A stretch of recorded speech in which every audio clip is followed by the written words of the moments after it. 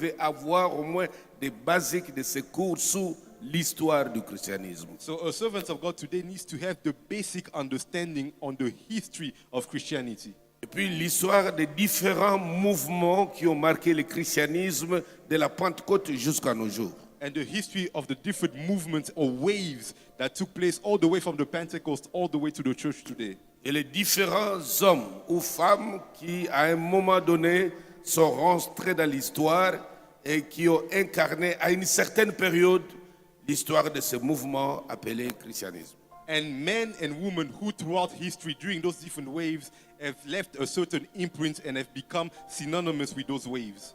Et puis il y a une autre leçon, l'histoire des sciences religieuses. And there's also the history of religious science. Le pasteur doit maîtriser tout ce mouvement religieux, apprendre beaucoup de choses.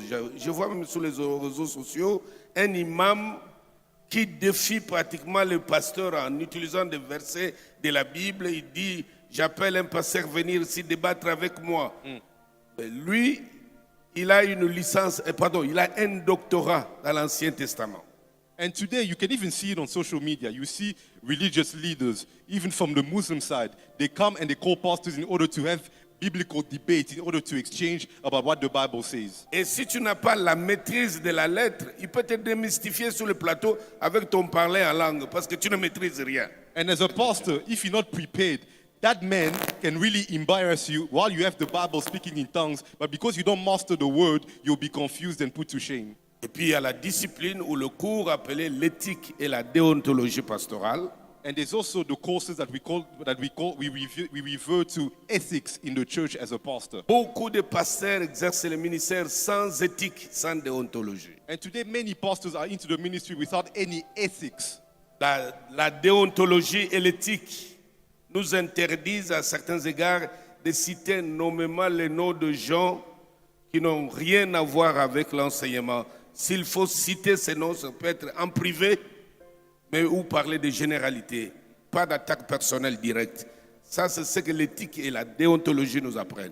When we talk about ethics, they are things that they teach us in order to not mention someone's name specifically when you're teaching. It's part of the behavior that a pastor needs to have, and there are courses that teaches us how to apply them.